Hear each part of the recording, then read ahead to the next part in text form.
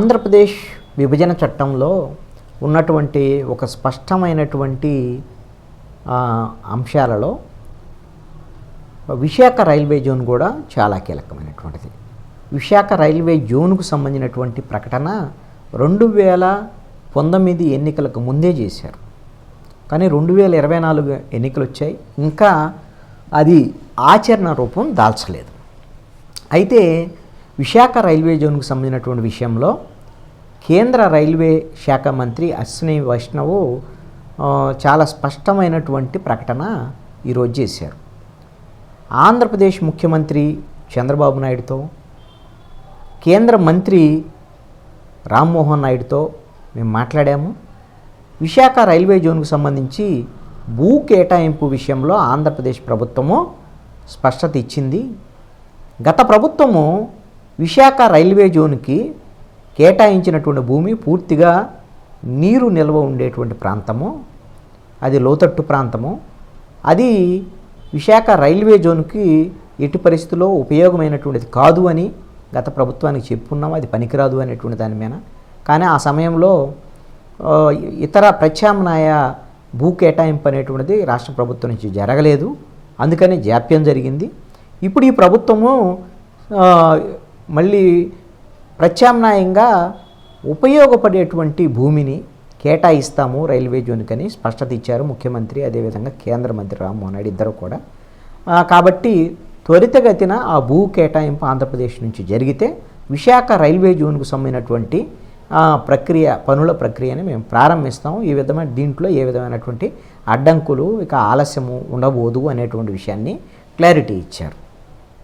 ఇప్పటికే ఆంధ్రప్రదేశ్ విభజనకు సంబంధించినటువంటి చట్టం, ఆంధ్రప్రదేశ్ రాజధాని అమరావతికి సంబంధించినటువంటి నిర్మాణానికి ఈ సంవత్సరం 15,000 కోట్ల రూపాయలు ప్రధానంగా ప్రపంచ బ్యాంకు నుంచి రుణము కానీ కేంద్ర ప్రభుత్వ భరోసాతో వాళ్ళు 15,000 కోట్ల రూపాయలు వచ్చేటువంటి ప్రయత్నం ఇప్పటికే ప్రకటించారు. దీంతోపాటు పోలవరం జాతీయ ప్రాజెక్టుగా ఉంది కాబట్టి ఒక 15,000 కోట్ల రూపాయలు ముందస్తుగా మాకు ఇవ్వండి అని ముఖ్యమంత్రి చంద్రబాబు నాయుడు అడిగి ఉన్నారు. కాబట్టి దానికి సంబంధించినటువంటి విషయంలో కూడా ఒక స్పష్టత రావాల్సి ఉంది.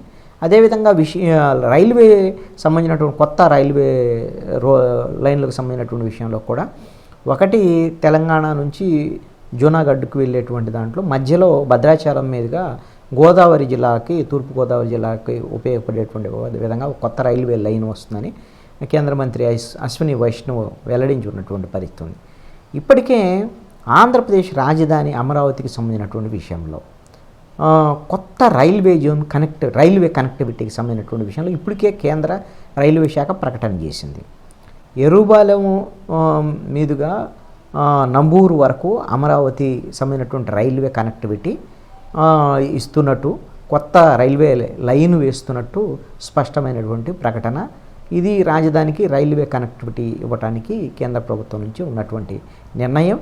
ఇప్పుడిప్పుడుగా ఆంధ్రప్రదేశ్లో తెలుగుదేశం నేతృత్వంలో ఎన్డీఏ కూటమి ప్రభుత్వం ఏర్పడటం, కేంద్రంలో కూడా బీజేపీ నేతృత్వంలో ఉన్నటువంటి ఎన్డీఏలో తెలుగుదేశము జనసేన కూడా భాగస్వాములుగా ఉండటం, ఈ ఆంధ్రప్రదేశ్ ప్రభుత్వం అంటే ఆంధ్రప్రదేశ్లో వచ్చినటువంటి 21 మంది ఎంపీలు, కూటమికి వచ్చినటువంటి ఎంపీలు కేంద్రంలో ఎన్డీఏ అధికారంలో ఉండటానికి కీలక భూమిక పోషిస్తున్నటువంటి పరిస్థితిలో విభజన హామీలు, విభజన చట్టంలో ఉండేటువంటి వాటి అమలుకు కేంద్ర ప్రభుత్వం వైపు నుంచి ఎంతో కొంత సహకారం అయితే గత 10 ఏళ్ల నుంచి పోల్చినప్పుడు ఇప్పుడు ఈ 2 నెలల్లో కొంత సానుకూలమైనటువంటి అంశాలు అయితే కనపడుతున్నాయి. భవిష్యత్తులో విశాఖ రైల్వే జోను కార్యరూపంలోకి వచ్చేటువంటి పరిస్థితులు అయితే మాత్రం కనపడుతున్నాయి కేంద్ర మంత్రి ప్రకటన తర్వాత.